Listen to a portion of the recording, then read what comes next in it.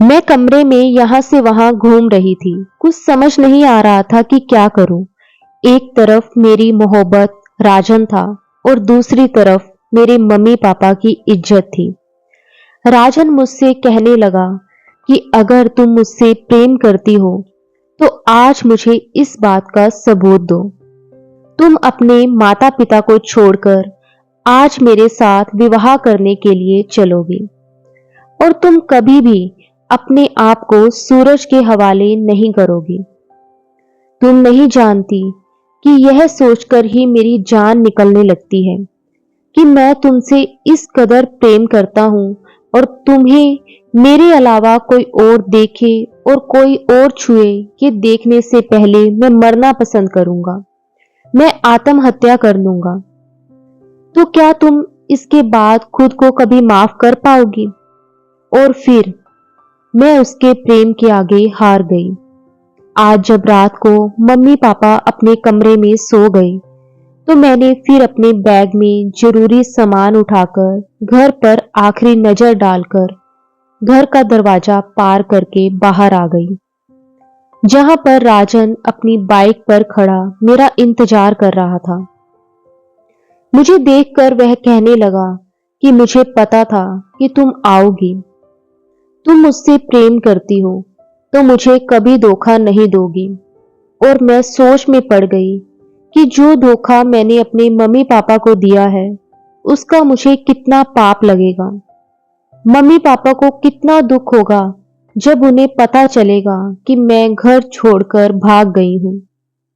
2 दिन के बाद मेरी बारात आने वाली थी और अब मैं घर से भाग गई थी। 1 साल पहले ही मेरी मुलाकात राजन से हुई थी। वह मुझे एक फंक्शन में मिला था। पहले मैंने उसे नजरअंदाज कर दिया था। उससे मैंने कभी कोई बात नहीं की थी। बहुत समय तक वह मेरे पीछे आता रहा, मुझे अपने प्रेम जतलाता रहा और कितने कितने घंटे वह मेरे घर के सामने खड़ा रहा। पहले तो मुझे ये सब पसंद नहीं था। मुझे वह लड़कियां बिल्कुल भी अच्छी नहीं लगती थी जो अपने पेरेंट्स की मर्जी के खिलाफ जाकर विवाह करती थी, बॉयफ्रेंड रखती थी, उनके साथ डेट करती थी। मैंने आज तक ऐसा कभी कुछ नहीं किया था। मेरी बहुत सी दोस्त थी जो ये काम करती थी। उनके कितने ही बॉयफ्रेंड थे। वह मुझे भी कहती थी कि तुम भी जिंदगी को एंजॉय किया करो। तुम्हें देखकर लगता है कि किसी और ही दुनिया से आई हो।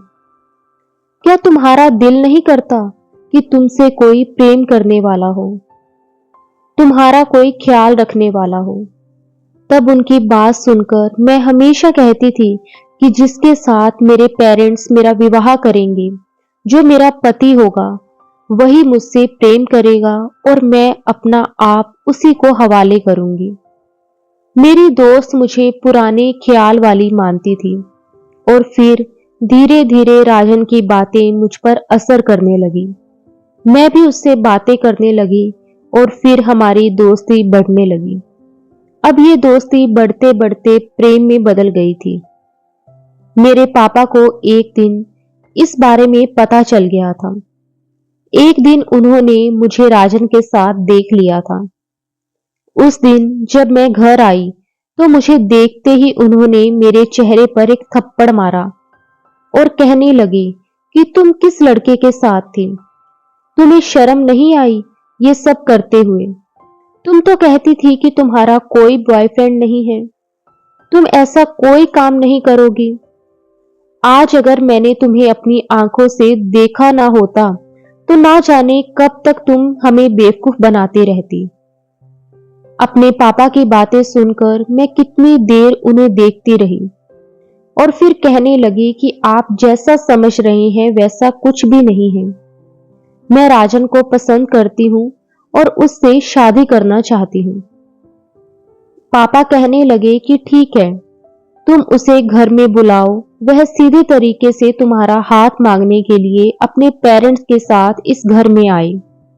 अगर वह कोई अच्छा लड़का होता तो तुम्हें अपने जीवन में शामिल करने की कोशिश करता, यूं यह सब ना करता। मैंने फिर रात को राजन को कॉल करके सारी बातें बताई तो वह कहने लगा कि तुम अपने पापा को बता दो कि मैं इस दुनिया में अकेला हूं। मेरे माता पिता तो कब से हमें छोड़कर चले गए, उनकी मृत्यु हो चुकी है। तब मैंने उनसे कहा कि तुम्हारे परिवार में जो भी बड़ा हो तो उसके साथ आकर पापा से मेरा हाथ मांग लो। मुझे यकीन है कि पापा इस बात से इनकार नहीं करेंगे, वह हम दोनों का विवाह कर देंगे। राजन कहने लगा कि मुझे इस बात पर विश्वास नहीं है, क्योंकि मेरे पास तो अच्छी नौकरी भी नहीं है। तुम लोगों के स्टेटस में और मेरे स्टेटस में बहुत फर्क है। मैं गरीब हूं, शायद तुम्हारे पिताजी मुझे पसंद ना करें। तब मैंने उससे कहा कि सब ठीक हो जाएगा, तुम एक बार आकर बात तो करो। जब वह हमारे घर में आया तो मेरे मम्मी पापा दोनों को ही वह पसंद नहीं आया। दोनों का कहना था कि वह बहुत ही ज्यादा चालाक इंसान है और वह तुम्हें महज अपने मकसद के लिए इस्तेमाल कर रहा है। वह तुमसे प्यार नहीं करता, तुम उसे छोड़ दो। फिर मैंने मम्मी पापा को बहुत समझाने की कोशिश की कि मैं उसके बगैर नहीं रह सकती। उनका कहना था कि राजन मेरे काबिल नहीं है। और फिर पापा ने अपने एक दोस्त के बेटे के साथ मेरी सगाई कर दी। एक ही महीने के बाद मेरी शादी की तारीख भी रख दी थी। अब मैं सख्त परेशान थी कि मैं क्या करूं। मैं मम्मी पापा को कैसे समझाऊं। जब राजन को मैंने ये सब बताया तो वह रोने लगा।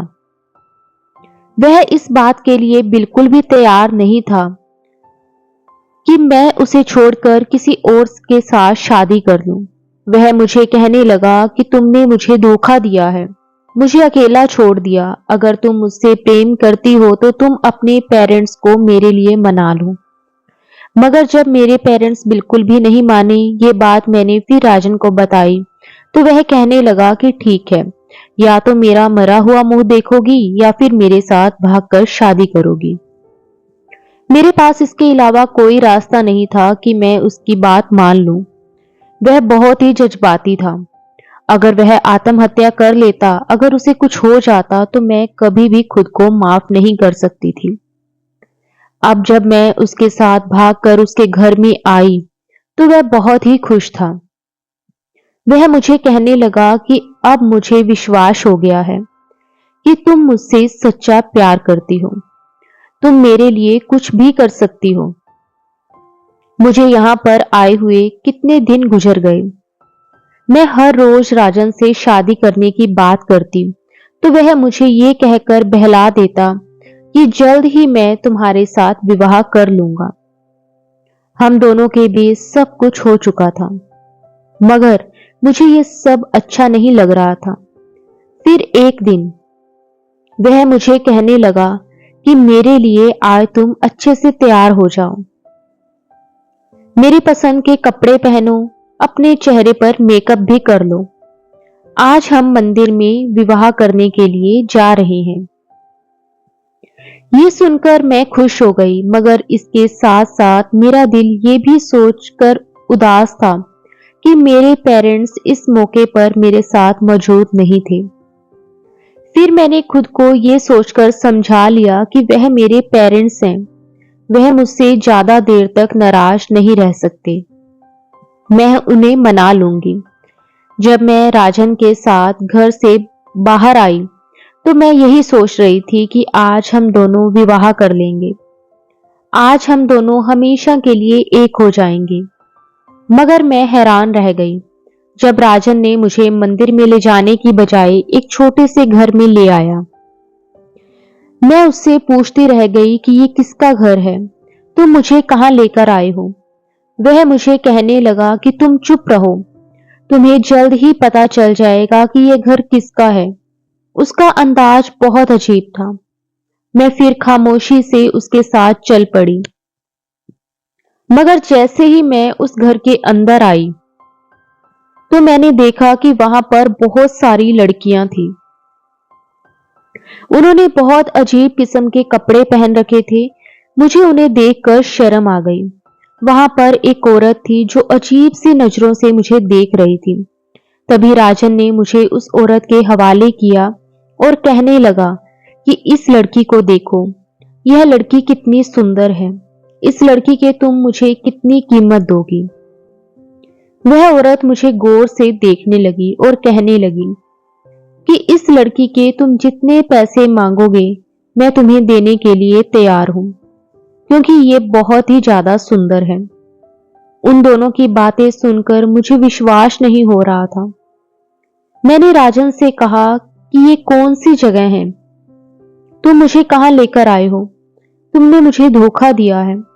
राजन कहने लगा, तुम क्या समझती हो, मैं तुमसे प्रेम करता हूं और मैं तुमसे विवाह करने वाला हूं, तो ये तुम्हारी भूल है। मैं तो तुम्हारे साथ टाइम पास कर रहा था। मैं जानता हूं कि तुम्हारी जैसी लड़कियां विश्वास के काबिल नहीं होती। वह लड़की मुझसे कैसे प्यार कर सकती है, वह मेरी होकर कैसे रह सकती है, जो लड़की अपने पेरेंट्स की ही होकर नहीं रही। तुमने उनके प्रेम की परवाह नहीं की तो तुम मेरी कहां करोगी। उसकी बात सुनकर मैं रोने लगी। उसे कहने लगी कि भगवान के लिए मेरे साथ ऐसा नहीं करो, मुझे धोखा मत दो, मुझे छोड़कर मत जाओ। मगर उसने मेरी एक नहीं सुनी और मुझे छोड़कर वह चला गया। तभी वह औरत कहने लगी कि अब तुम यहाँ पर कैद होकर रह गई हो, जैसा तुम्हें मैं कहती हूं तुम वैसा करो, वरना तुम्हें इसकी सजा मिलेगी। आधी रात का वक्त हुआ तो इस पूरे घर में म्यूजिक बजने लगा। गानों की आवाज सुनकर मैं हैरान रह गई और जब अपने कमरे से झांक कर बाहर देखा तो सभी लड़कियां डांस कर रही थी। उन्होंने बहुत ही गंदे कपड़े पहन रखे थे। वहां पर बहुत सारे मर्द भी थे जो उन पर पैसे फेंक रहे थे और उनका डांस देख रहे थे।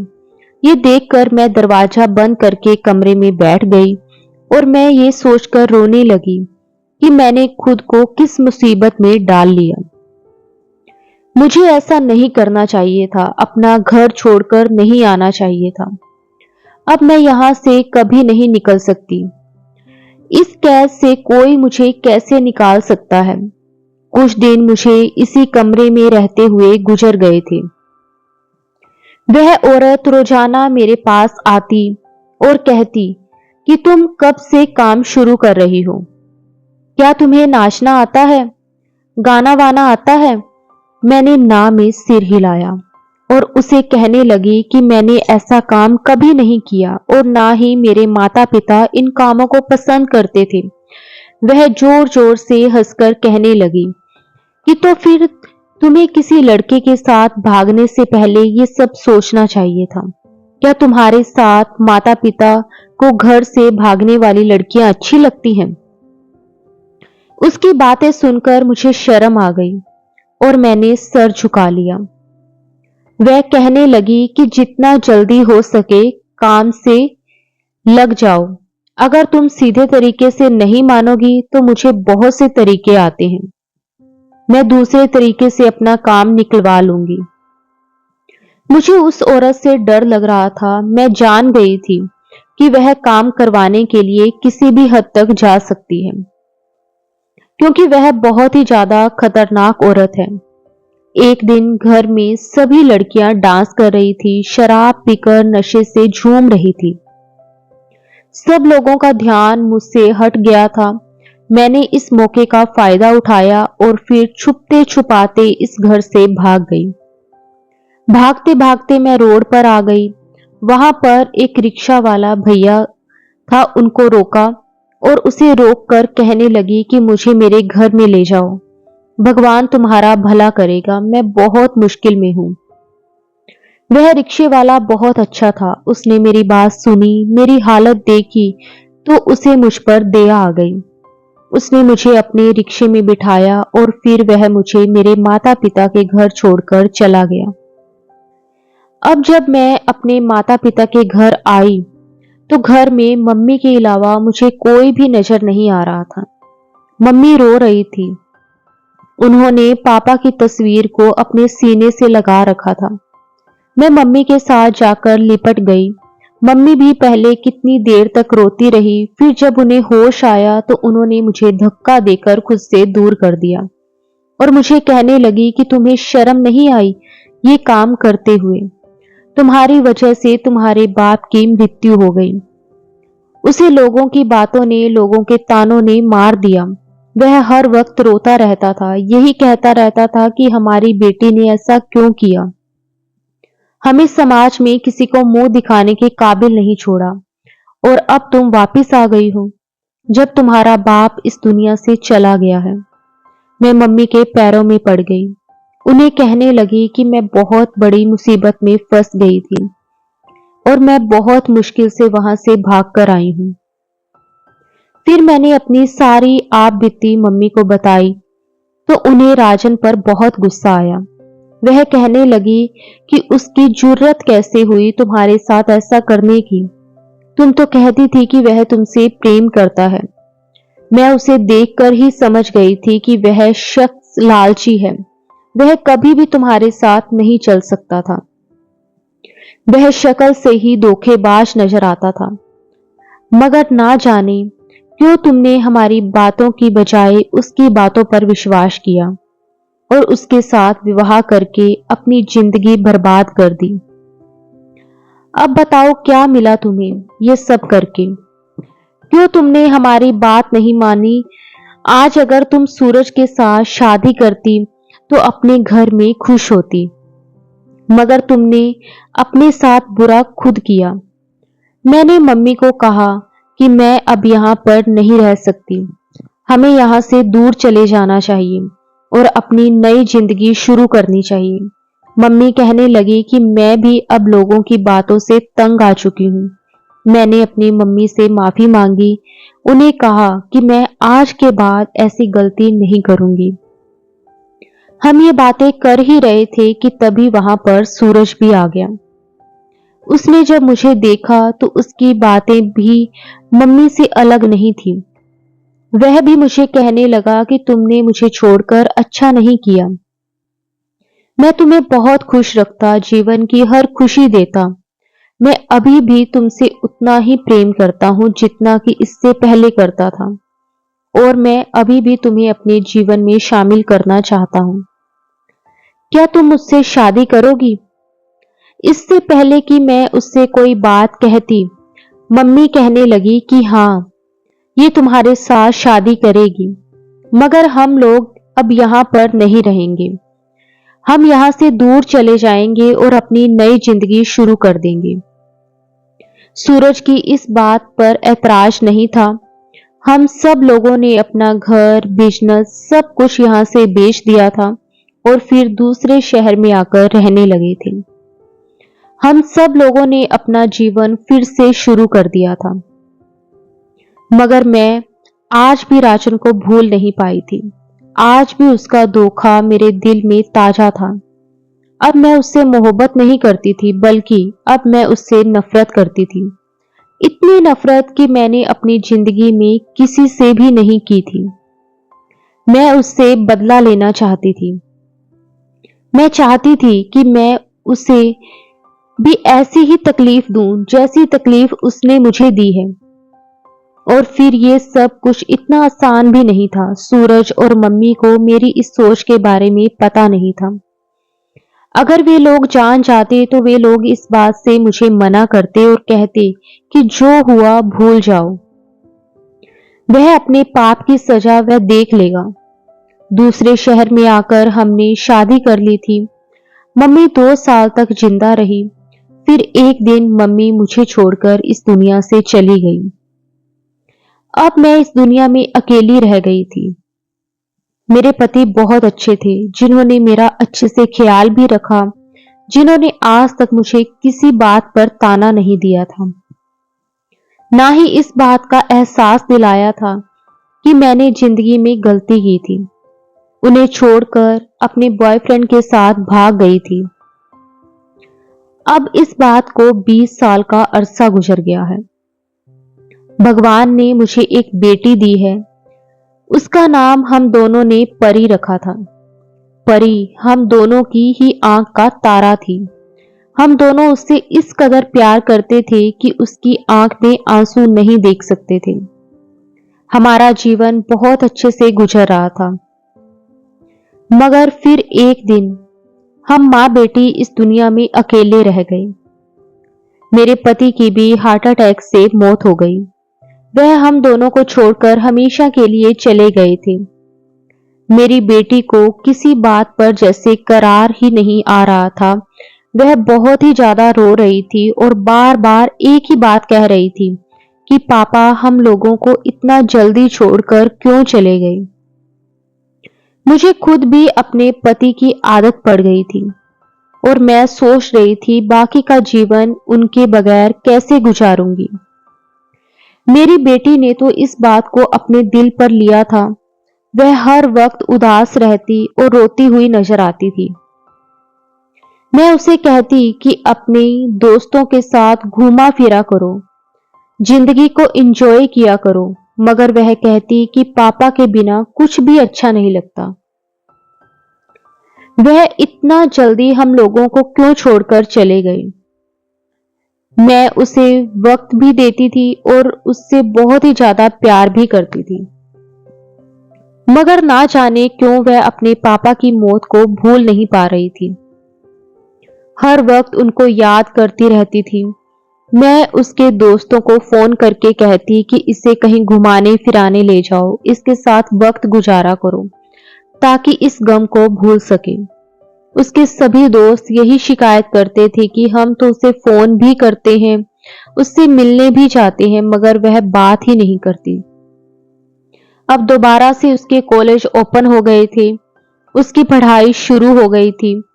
मैं भी ये सोचकर खुश हो गई कि अब वह अपनी पढ़ाई में मशगूल हो जाएगी तो वह इस गम को भूल जाएगी। और ऐसा ही हुआ था। वह कॉलेज जाने लगी तो आहिस्ता आहिस्ता वह नॉर्मल होने लगी थी। मैं भी खुश थी कि अब वह पहले की तरह हंसने बोलने लगी थी, बल्कि अब तो वह पहले से भी ज्यादा खुश नजर आती थी और हर वक्त हंसती मुस्कुराती रहती। उसे खुश देखकर मैं भी बहुत खुश हो जाती थी और मैं अपने पति के बिजनेस को खुद ही संभाल रही थी। मेरे पास अब घर को देने के लिए वक्त नहीं होता था और ना ही मैं अपनी बेटी के साथ ज्यादा वक्त गुजार सकती थी। काफी दिनों से परी की दोस्त पूजा मुझे बार बार कॉल कर रही थी, मगर मेरे पास उनसे बात करने का वक्त नहीं मिल रहा था। और एक दिन जब पूजा ने मुझे बार बार कॉल किया तो उसकी कॉल उठा ली। जो बात उसने मुझे बताई उसे सुनकर मैं हैरान रह गई। वह कहने लगी कि परी काफी दिनों से कॉलेज में नहीं आ रही, उसकी तबीयत ठीक है। उसकी बात सुनकर मैं हैरान रह गई, क्योंकि परी तो रोजाना कॉलेज जा रही थी और आज भी वह कॉलेज ही गई थी। मैंने घर में फोन करके मालूम किया तो मेरी मेड ने मुझे यही बताया कि परी घर में नहीं है, वह कॉलेज में है। मैं अपना काम छोड़कर घर में आ गई। मैं बहुत परेशान थी कि आखिर मेरी बेटी क्या कर रही है और वह कहां पर जाती है। इस बात का जवाब तो मुझे परी ही दे सकती थी। परी जब घर आई तो बहुत खुश लग रही थी।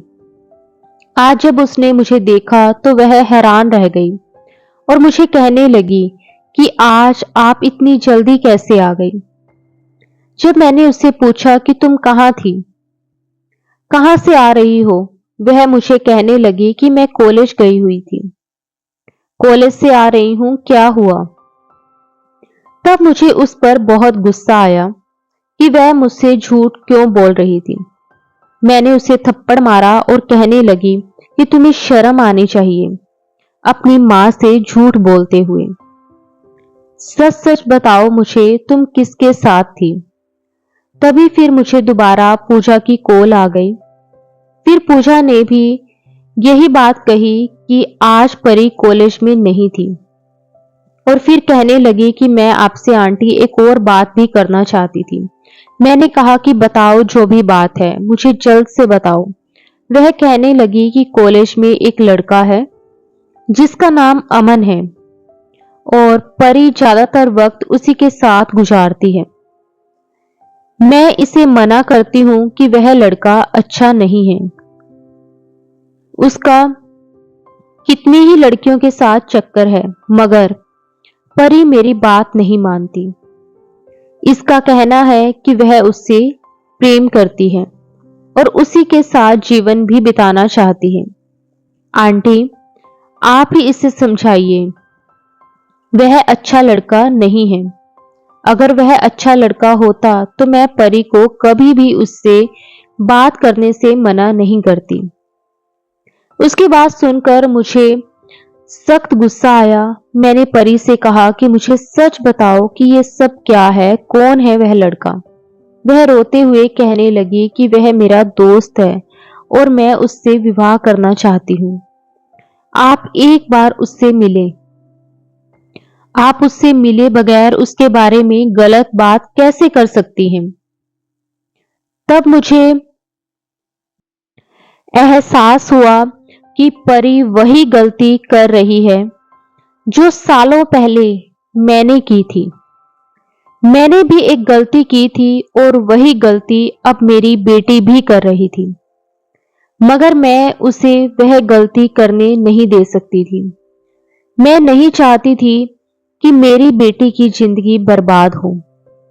मुझे अच्छा जीवन साथी मिल गया था। अगर सूरज मेरी जिंदगी में ना आता तो मेरी जिंदगी बर्बाद हो जाती। ये तो उसकी मुझसे मोहब्बत थी जो उसने इतनी बड़ी गलती को नजरअंदाज कर दिया। मेरी गलती को माफ करके मुझे अपने जीवन में शामिल कर लिया। वरना अगर उसकी जगह पर कोई और शख्स होता तो वह कभी भी मुझसे शादी ना करता और मेरी जिंदगी बर्बाद होकर रह जाती।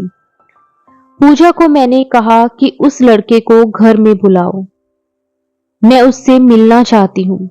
फिर अगले ही दिन उस लड़के को लेकर घर आ गई। देखने में वह लड़का डिसेंट और अच्छे खानदान का भी लग रहा था। काफी देर तक मैं उससे छोटी मोटी बातें करती रही। तब उसने मुझे बताया कि उसका दुनिया में अपने पिताजी के अलावा कोई भी नहीं है। पिताजी उसके सगे पिता नहीं है, बल्कि वह एक अनाथ बच्चा था जिसे उन्होंने गोद लिया था। उसे अपने घर में पनाह दी थी और उसे पढ़ाया लिखाया, उसकी हर जरूरत पूरी की। कुछ साल पहले ही उसकी मम्मी का इंतकाल हो गया था और वह दोनों को ही अपना मान सम्मान सब कुछ समझता है। उसकी बात सुनकर मुझे एहसास हुआ कि वह लड़का सच बोलने का आदी है और वह धोखेबाज नहीं है। मगर जब तक मैं अपनी पूरी तसल्ली ना कर लेती, मैं उसके साथ अपनी बेटी की शादी नहीं कर सकती थी, क्योंकि मेरी बेटी की पूरी जिंदगी का मामला था और ऐसे में बिना सोचे समझे उसकी जिंदगी का इतना बड़ा फैसला करना आसान नहीं था। तभी मैंने उससे कहा कि तुम अपने पिताजी को लेकर हमारे घर में आओ। मैं उनसे तुम्हारे और परी के बारे में बात करना चाहती हूँ। ये सुनकर वह बहुत खुश हुआ। कहने लगा कि मैं जल्द ही पिताजी को लेकर यहाँ पर आऊंगा। मुझे विश्वास है कि आपको पिताजी से मिलकर खुशी होगी और आप हम दोनों का विवाह करने पर तैयार हो जाएंगी। उसकी बात सुनकर मैंने मुस्कुराते हुए उसे जाने का इशारा किया और फिर अपनी बेटी को कहा कि जब तक मैं कोई फैसला नहीं कर लेती तब तक तुम इस लड़के से दूर रहोगी। ना तो उससे बात करोगी और ना ही उससे मिलोगी। परी कहने लगी कि मम्मी, जैसा आप कहेंगी मैं वैसा ही करूंगी। और फिर उसने इतने दिन तक उस लड़के से बात नहीं की। उसे साफ कह दिया कि मम्मी तुम्हारे पापा से मिलकर फैसला करेगी। उसके बाद ही हम दोनों की शादी का फैसला होगा और तब तक मैं तुमसे बात नहीं करूंगी। मैं अपनी मम्मी की हर बात मानती हूँ। उस दिन सुबह जब मैं ऑफिस जाने लगी तो मेरी बेटी ने मुझे कहा कि आज आप ऑफिस से छुट्टी कर लें। आज अमन अपने पिताजी के साथ हमारे घर में आ रहा है। मेरी बेटी बहुत खुश थी। उसे खुश देखकर मैं भी खुश थी। मैं दिल ही दिल में दुआ कर रही थी कि वे लोग मेरी मर्जी के मुताबिक हों। अगर वे लोग अच्छे हुए तो मेरी बेटी की शादी उसकी पसंद की जगह पर होगी और मेरे लिए उसकी खुशी से बढ़कर और कुछ भी नहीं था। तभी मैं भी दिल से ये चाहती थी कि उसके पेरेंट्स मुझे पसंद आ जाएं। फिर मैं अपने कमरे में वॉक करते हुए अमन के पिताजी का इंतजार कर रही थी। काफी देर गुजर गई थी। मैंने घड़ी पर नजर डाली तो बहुत ही समय बीत गया था। मुझे दोबारा ऑफिस भी जाना था। ऑफिस में भी सारे काम मैं अकेले ही देखती थी। जब अमन और उसके पिताजी घर में आए तो जैसे ही मेरी नजर उसके पिताजी पर पड़ी, मेरा मुंह खुला का खुला रह गया। मैं परेशान हो गई। ये सब क्या था? यहाँ पर कैसे आया था यह शख्स? यह इंसान कहलाने के काबिल नहीं था, बल्कि यह तो एक दरिंदा था, एक राक्षस था जिसने मेरी जिंदगी बर्बाद की थी। और अब ये मेरे घर में मेरी बच्ची का हाथ मांगने के लिए आया था। मैं तो उसकी शक्ल तक देखने की रवादार नहीं थी। मुझे यकीन नहीं आ रहा था कि अमन जैसा लड़का जिस शख्स की इतनी तारीफ कर रहा था, वह कोई और नहीं बल्कि राजन था, जिसकी शक्ल से भी मैं नफरत करती थी। तभी जैसे ही वे लोग ड्राइंग रूम में जाकर बैठे, मैं घर से गाड़ी लेकर निकल गई थी। अब जब मुझे मेरी बेटी की कॉल आई तो मैंने उससे कहा कि मुझे जरूरी मीटिंग में जाना पड़ गया था। इस वजह से मैं यहाँ पर मीटिंग अटेंड करने के लिए आ गई हूँ। तुम उन लोगों से मेरी तरफ से माफी मांग लो। और परी को ये सुनकर गुस्सा तो बहुत आया, मगर फिर वह कहने लगी कि मम्मी को इमरजेंसी में जाना पड़ गया था। आपसे मम्मी फिर किसी दिन मिलेगी। मैं अब यहां नहीं रह सकती थी। मैं नहीं चाहती थी कि परी भी वही गलती करे जो मैंने की थी। इसलिए मैंने अपना बिजनेस वाइंड अप करना शुरू कर दिया और अपनी प्रॉपर्टी और सब कुछ बेचना शुरू कर दिया। मैं ये सारे काम तेजी से निपटाना चाहती थी, क्योंकि अब मैं यहाँ पर एक पल के लिए भी नहीं रुकना चाहती थी। मैं नहीं चाहती थी कि जो काम राजन ने मेरे साथ किया था, वही अमन भी मेरी बेटी के साथ करे। और अगर मेरी बेटी की जिंदगी बर्बाद हो गई तो मैं खुद को कभी भी माफ नहीं कर पाऊंगी। परी को मैंने अपने फैसले के बारे में नहीं बताया था। और फिर जब मेरा सारा काम हो गया, तब एक दिन मैंने परी को कहा कि मैं घूमने फिरने के लिए सिंगापुर जाना चाहती हूं और तुम्हें भी मेरे साथ जाना होगा। परी कहने लगी कि मेरे पेपर होने वाले हैं और मैं अभी पढ़ाई छोड़कर नहीं जा सकती। तब मैंने उससे कहा कि चंद दिनों में हम वापस आ जाएंगे, तुम चिंता मत करो। और फिर सिंगापुर जाने के बाद मैंने परी का पासपोर्ट अपने कब्जे में कर लिया था। परी का एडमिशन भी करवा दिया था। तब वह एक दिन गुस्से में आ गई और मुझे कहने लगी कि आप क्या करना चाहती हैं?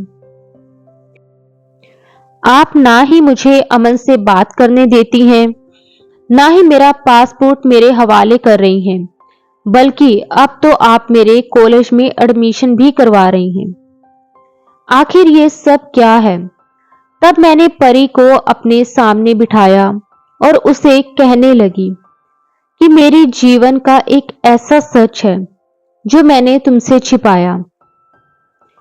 ये एक शर्मनाक सच है जो मैं किसी के सामने भी बयान नहीं कर सकती। और तुम्हारे सामने बात करते हुए मुझे बहुत शर्म आ रही है, मगर क्या करूं? यह मेरी मजबूरी है। तुम्हें जब तक पूरी बात नहीं बताऊंगी तब तक तुम विश्वास नहीं करोगी। और फिर मैंने अपनी सारी आप बीती परी को बता दी। तो वह कितनी देर तक हैरानी से मुझे देखती रही। वह कहने लगी, आप अपने पेरेंट्स को धोखा कैसे दे सकती थी? वह आपसे इस कदर मोहब्बत करते थे। उन्होंने आपके लिए क्या क्या नहीं किया और आपने चंद दिनों के प्यार के लिए उन्हें छोड़ दिया। मैं तो ऐसा कभी भी नहीं कर सकती, चाहे मैं अमन से कितना ही प्यार क्यों ना करती हूँ। जब तक वह अपने पेरेंट्स को लाकर मेरा हाथ नहीं मांगता, मैं तो कभी भी उसके साथ भागने के बारे में सोच भी नहीं सकती थी, क्योंकि मैं आपको कभी दुखी नहीं देखना चाहती। मैंने अपनी बेटी को गले से लगा लिया और उससे कहा, वे लोग अच्छे नहीं हैं। मैं तुम्हारी शादी उनके साथ कर देती, मगर देखो उसके बाप ने मेरे साथ क्या किया। अगर मैं उस दिन उस घर से ना भागती और फिर अगर मुझे सूरज ना अपनाता तो मेरा क्या भविष्य होता। मेरी तो सारी जिंदगी बर्बाद हो जाती। तब परी कहने लगी, आप फिक्र मत करें, अब जैसा आप कहेंगी मैं वैसा ही करूंगी। उसने अमन का नंबर भी ब्लॉक कर दिया था और अब वह उससे भूलने की कोशिश कर रही थी। उसे जैसा मैं कहती थी वह वैसा ही करती थी। इस बात को कितने ही साल बीत गए थे। अमन एक के बाद एक नंबर से उसे मैसेज करता, उसे कहता, मुझे बताओ मुझे क्या गलती हो गई है, तुम मुझसे बात क्यों नहीं करती, तुमने मुझे धोखा दिया, तुमने मुझे क्यों छोड़ दिया। मैं तो तुमसे सच्चा प्रेम करता था और तुम्हारे अलावा आज तक मैंने कभी किसी लड़की से बात तक नहीं की, ना ही मैं किसी और लड़की की तरफ देखता हूँ। तब परी ने उसे बताया, अपने बाप से पूछो कि उसने मेरी माँ के साथ क्या किया था। ये सुनकर अमन खामोश हो गया और फिर एक दिन उसने परी के नंबर पर कॉल की। अमन कहने लगा कि एक बार मुझसे बात कर लो, आखिरी बार बात सुन लो, आज के बाद मैं तुम्हें कभी कॉल नहीं करूंगा। जब परी ने उसकी कॉल उठाई तो उसने अपने डैड को फोन दे दिया। उसके डैड कहने लगे, मुझे अपनी माँ से बात करवाओ, मैं उससे कुछ बताना चाहता हूँ। मैंने कहा, मैं उसकी शक्ल भी नहीं देखना चाहती, उसकी आवाज से मुझे नफरत सी होने लगी है। मैंने उससे बात करने से इनकार कर दिया। वह रोकर कहने लगा, एक बार मेरी बात सुन लो, बस एक बार, आज के बाद मैं तुम्हें कभी तंग नहीं करूंगा। अब जब मैंने मोबाइल कान के साथ लगाया और उसे कहा, क्या कहना है, जल्दी से बोलो। वह कहने लगा, जिस दिन मैंने तुम्हें उस घर में छोड़कर मैं आया था, उसके बाद मैंने एक दिन भी सुकून का सांस नहीं लिया। तुम्हारा चेहरा बार बार मेरी आंखों के सामने आता था और मैं बेचैन हो जाता था। मैं तुम्हारे लिए बहुत तड़पा हूं, रोया हूं। मैंने तुम्हारी जिंदगी बर्बाद कर दी। तुम्हें मैंने गलत लोगों को बेच दिया था। मैं इसके लिए खुद को कभी माफ नहीं कर सकता।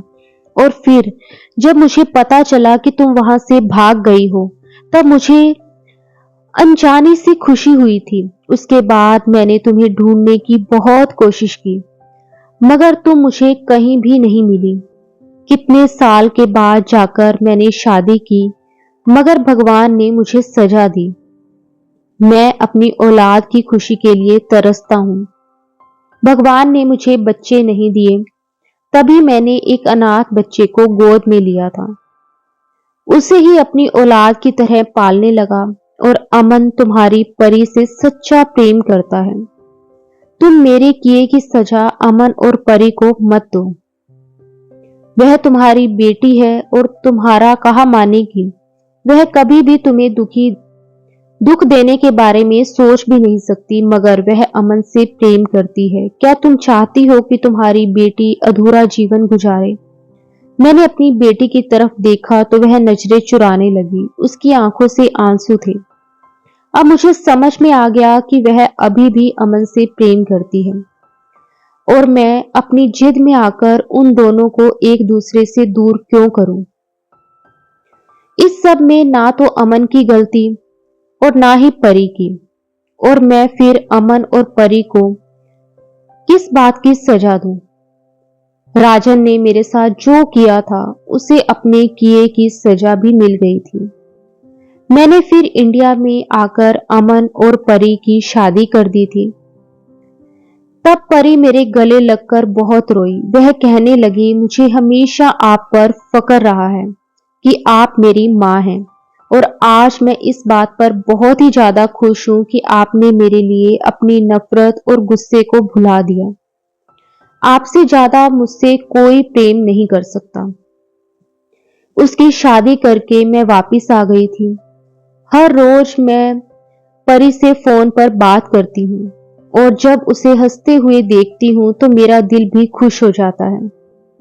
अब मैं फिर से वापस इंडिया जाने का सोच रही हूँ और अब मैं यहाँ से अपना बिजनेस वाइंड अप कर रही हूँ और वहां पर मेरी बेटी है और उसका होने वाला बच्चा मेरा इंतजार कर रहा है। तो मैं फिर भला यहाँ पर अकेली किसके लिए रहूं? अगर आपको आज की कहानी पसंद आई है तो वीडियो को जरूर लाइक कीजिए और अपने दोस्तों के साथ भी शेयर कीजिएगा।